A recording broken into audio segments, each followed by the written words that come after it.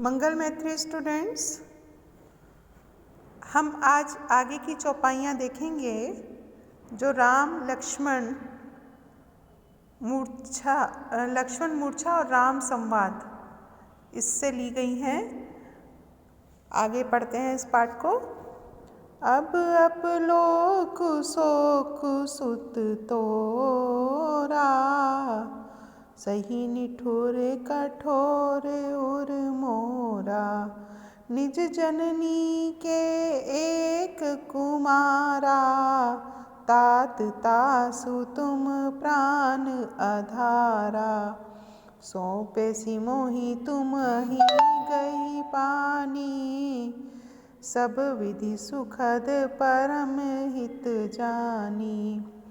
इन पंक्तियों में, इस चौपाई में जो लंका कांड से ली गई है, गोस्वामी तुलसीदास जी कहते हैं कि बार बार राम विलाप कर रहे हैं और हनुमान के वापस आने का भी इन चौपाइयों में वर्णन किया गया है।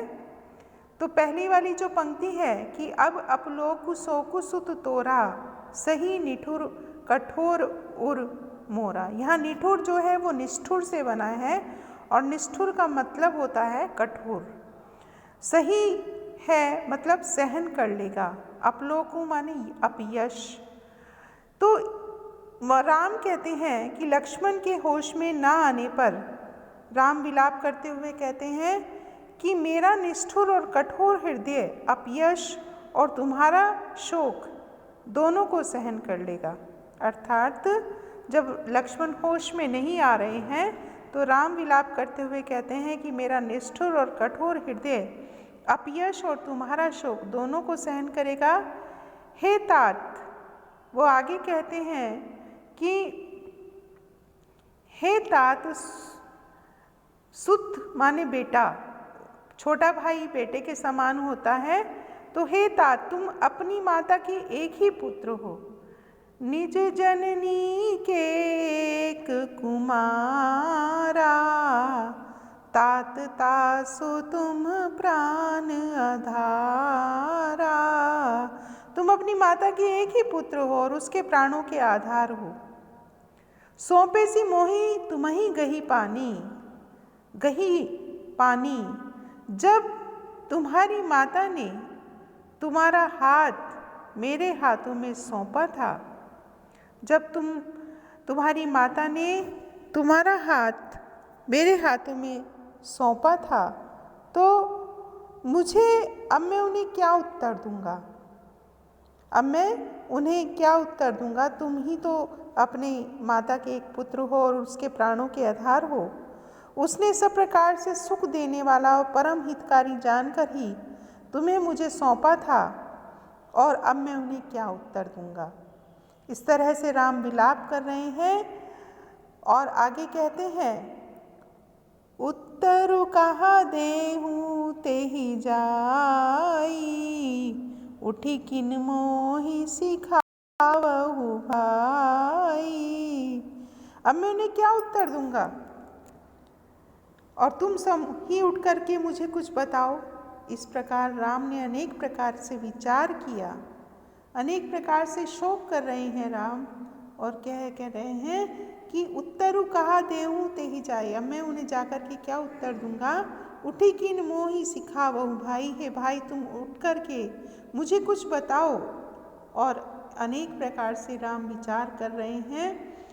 बहुविधि सोचत सोच विमोचन, श्रवत सलिल राजीव दल लोचन। जब अनेक प्रकार से सोच विचार कर रहे हैं तो उनके कमल रूपी सुंदर नेत्रों से आंसू बहने लगे। उनके जो नयन हैं, उनकी जो आँखें हैं, वो राजीव अर्थात कमल के समान सुंदर हैं, उनसे आंसू बह रहे हैं। और भगवान शंकर आगे कहते हैं कि उमा भवानी से कह रहे हैं कि उमा एक अखंड रघुराई, नरगति भगत कृपाल दिखाई। हे उमा, देखो तो सही कि श्री रामचंद्र जी अद्वितीय हैं, अखंड हैं, और भक्तों पर कृपा करने वाले भगवान ने मनुष्य की दशा दिखाई है, अर्थात वो मर्यादा पुरुषोत्तम राम हैं, मनुष्य की तरह से व्यवहार कर रहे हैं। उमा एक अखंड रघुराई, राम तो अखंड हैं, राम तो साक्षात भगवान का अवतार हैं। तो भक्तों पर कृपा करने वाले भगवान ने मनुष्य की दशा दिखाई है। प्रभु का विलाप सुनकर के अब सोरठा जो दोहे का उल्टा होता है, इसको हम कैसे पढ़ेंगे? विकल भये वानर निकर, प्रभु प्रलाप सुनि कान, जिमी करुणा में वीर रस, आई गयऊँ हनुमान। प्रभु का विलाप सुनकर के वानरों के समूह व्याकुल हो गए हैं। वानरों का जो समूह है वो व्याकुल हो गया है। और इतने में ही हनुमान जी आ जाते हैं संजीवनी बूटी लेकर के। ऐसा लगता है जैसे करुण रस के बीच में वीर रस प्रकट हो गया है। और उसी समय हनुमान जी संजीवनी बूटी लेकर आते हैं तो प्रभु का विलाप सुनकर के जो वानरों का झुंड है, समूह है, वो भी व्याकुल हो गया है। और जब हनुमान जी आते हैं तो ऐसा लगता है कि करुण रस के बीच में वीर रस का आविर्भाव हो गया है। तो ये वाली चौपाइयाँ, ये वाला सोरठा हमने पढ़ा। और इसका जो काव्य सौंदर्य है वो भी इसी तरह से है कि इसमें एक तो करुण रस आया है और राजीव दल लोचन में राम के नेत्र कैसे हैं? राजीव दल लोचन, राजीव कमल के समान सुंदर हैं। रूपक अलंकार आया है, अनुप्रास अलंकार है, चौपाई व सोरठा छंद भी इसमें आया है। भाषा कौन सी है? अवधी भाषा। और राम की व्याकुलता का वर्णन किया गया है।